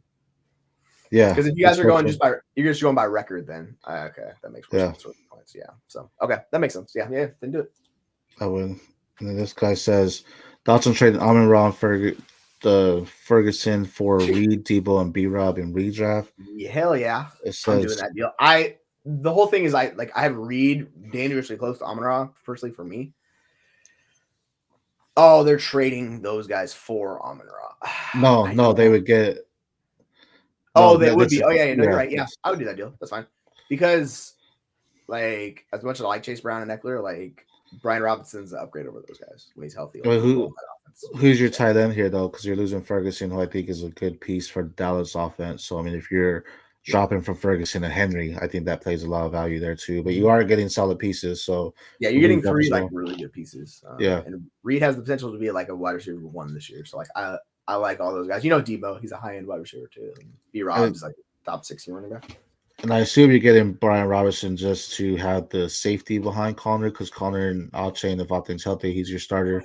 But like, I Both don't those think guys, yeah. you have to Like think about like who are we benching, right? Because I don't think you necessarily need all those pieces with it. So I think where your tight ends at is a big key for me if I want to do yeah, that or not. it just depends on like if they Oh, have any Pitts. decent tight ends.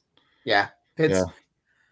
Pitts is a downgrade, but he's usable, and Yeah. that it's just it's definitely a downgrade. I'll just say that, but it Yeah. can survive it. Agreed. And then based on regular season record, those are always great. That's why we moved to. That's That's why we went to max that's such point a fours. loophole because teams like good teams will just be taking. I'll be like, Yeah. all right, but yeah, take advantage of the record. Like, do it. Yeah, Yeah. We went got a to shot. max points 4 You because better of start that. benching everybody then if you want that 101 because Right. the record 4-8, like, yeah, which means they have the median scoring, and yeah, I get it.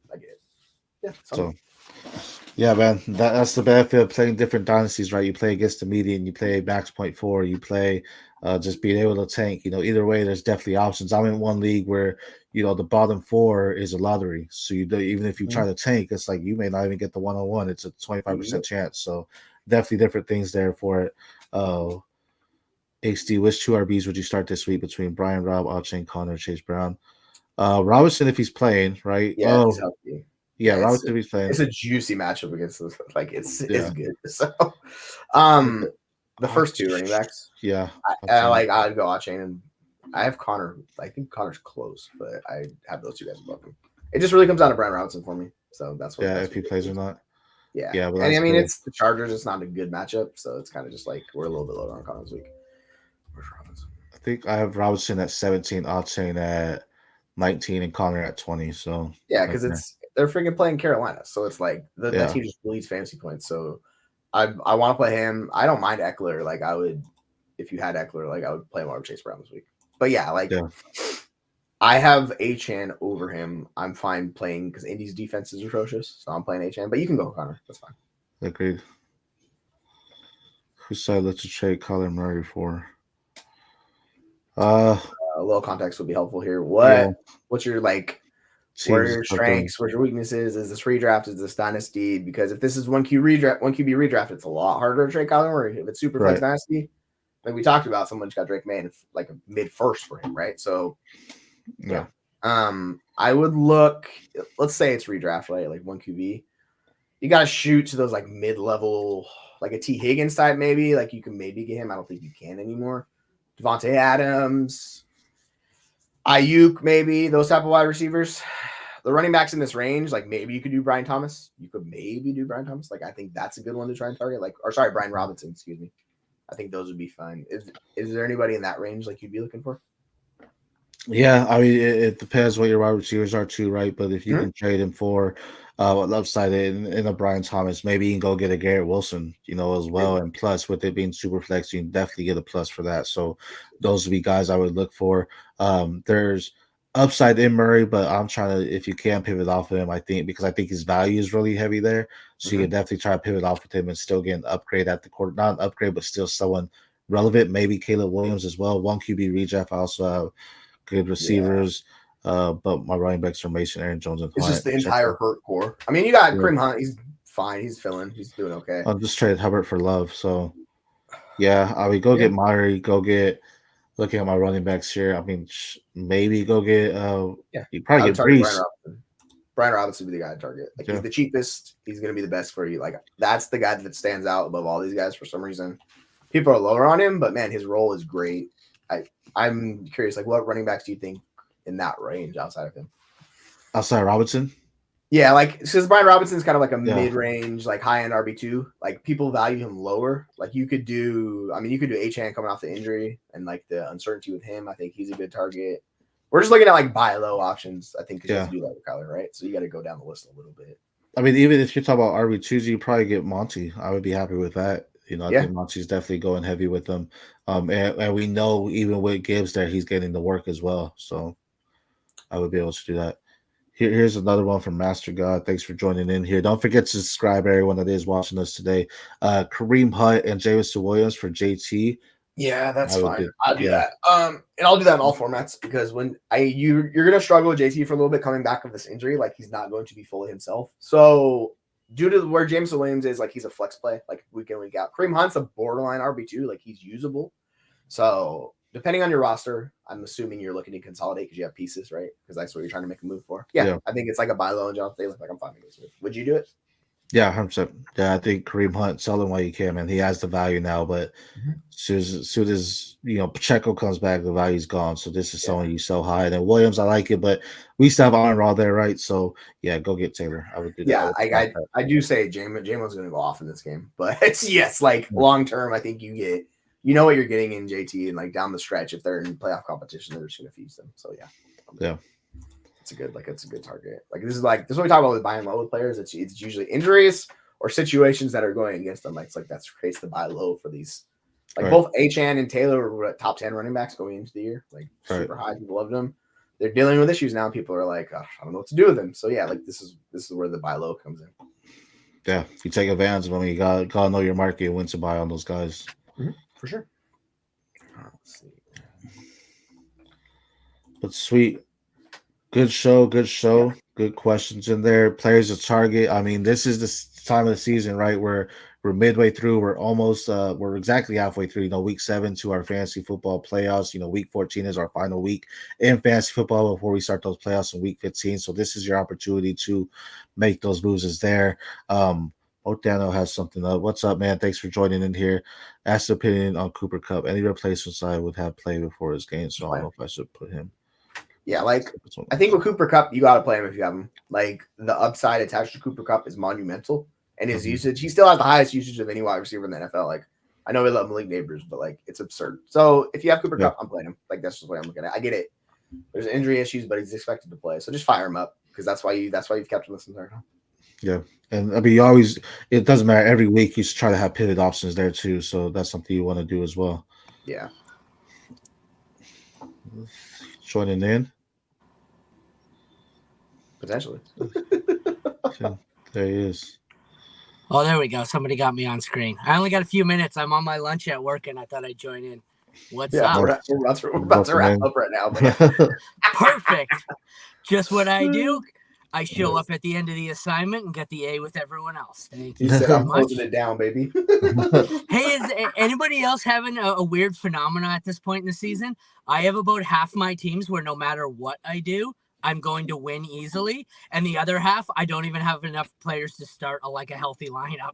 It's really the one most interesting thing I've ever seen. Yeah, week 7 is an interesting spot to be with all the injuries and the buys and all the fun stuff. It's like, yeah. All my injuries are on all on one team though. They're all mixed together. It's hilarious. Yeah.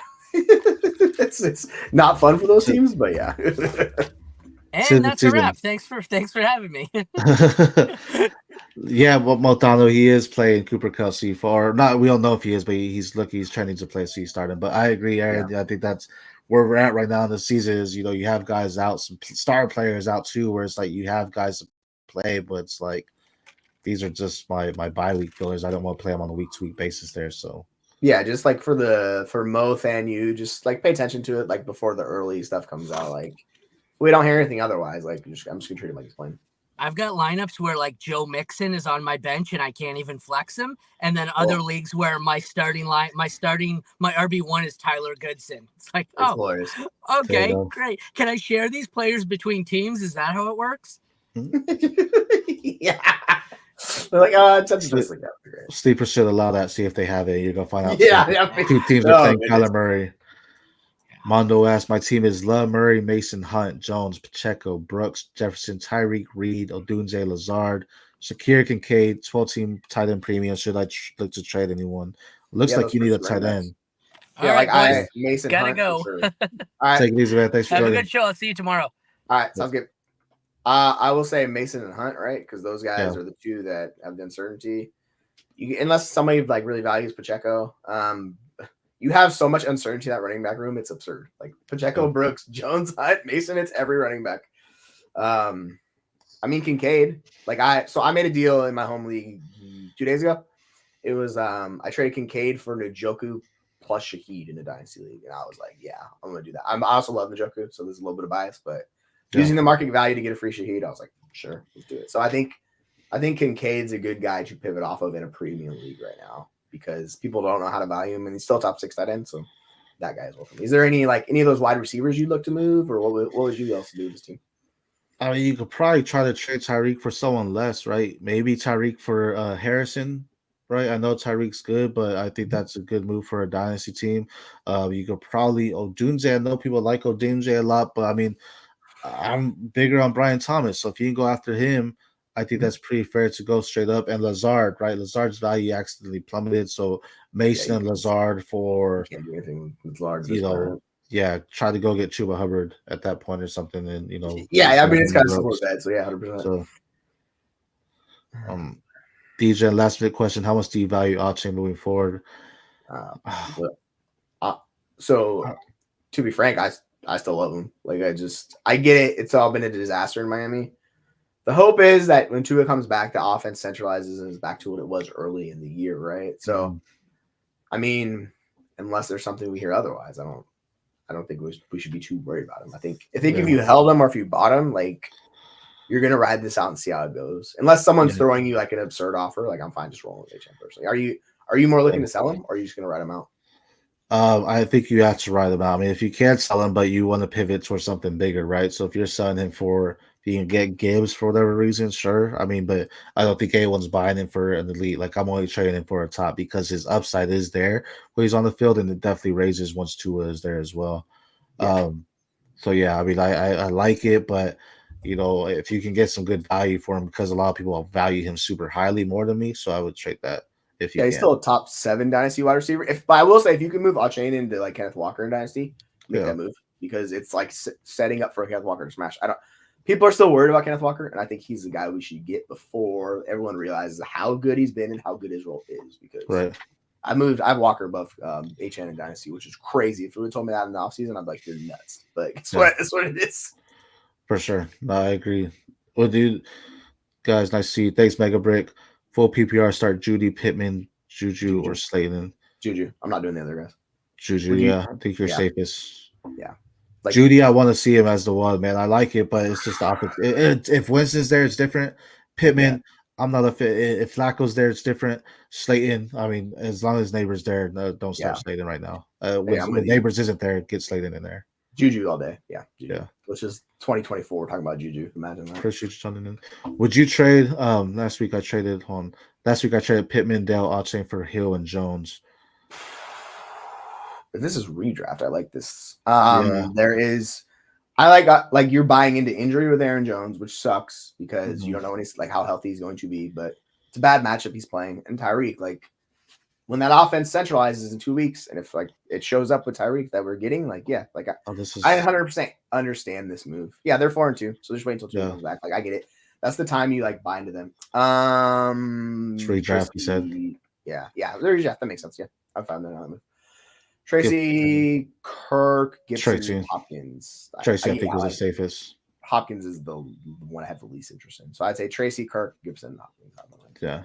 I don't want anything to do with the wide receivers in Tennessee there. It's gross, man. It's so bad. Should I try to trade then Brian Thomas and Jacobs for Kenneth Walker and Garrett Wilson? I mean, if you can get that deal done, hell yeah. I love Brian Thomas, but we know Garrett Wilson's really good wide receiver, right? And you're getting Kenneth Walker, who you can make a case he's the RB1 rest away. That's how impactful he's been in that offense. They're going to have to run it, play a ton of play a ton of snaps offensively with how bad they are defensively and everything going on. So, yeah, ride the Kenneth Walker wave, buy into it for sure. I think that's probably try to see if he can add something on just to try to scare him with Adams being there that Wilson won't get much targets, right? I don't know, man. Brian Thomas Jr. is wide receiver 1. Adams is the wide receiver 3 on his own team. Yeah, right. Al Lazard's outscoring him. For sure, right? There you go. I'm going to try to do that, see what that guy says. No, that was a good show, man. We went a little over an hour there, but we'll be back for our starts and sits for tomorrow. An hour before kickoff. Jeremy's actually going to be at the game, so he won't be doing the 6:31. For the game. So make sure your lineups are checked tonight for your guys coming in. Tua coming back. I have Jaden Daniels and J Love. Who should I trade? I mean, Tua. You should trade Tua. If this is for one QB, like sure, trade Jordan Love to somebody, but outside of that, if this is like super flex, like I'm just keeping both of those guys. Jay Daniels is like QB1 or so like QB2. Like I'm not trading Jay Daniels. But I think he has Tua too. Like he has Yeah, Tua, so like if you can get anything for So- Tua, but isn't this is the redraft league, right? Or is this? Yeah, yeah. No, he good just luck with anything on first Tua. one. If it's dynasty, Yeah. I'll just take a first for Tua. Like I'll just be fine with that. Like, if it's dynasty, just give me a first for Tua. Appreciate you, DJen. Yeah, no, trade Tua. I'm all off on Tua. Trade him while you can. I even think this year they probably get a quarterback in the draft. But start shit till tomorrow, an hour before kickoff, the 9 a.m. games, the games in the US. We won't be doing it for the UK. So make sure you are checking your lineups to make sure those guys are in and out. That game's at 6:30 a.m. Pacific, right? I think. So really early for you. So make sure you are checking those lineups. Don't forget to like, comment, subscribe. For me, Jesse, Jeremy, Aaron, we are the FFU. We appreciate all of you guys always joining us. And until next time, peace. I think.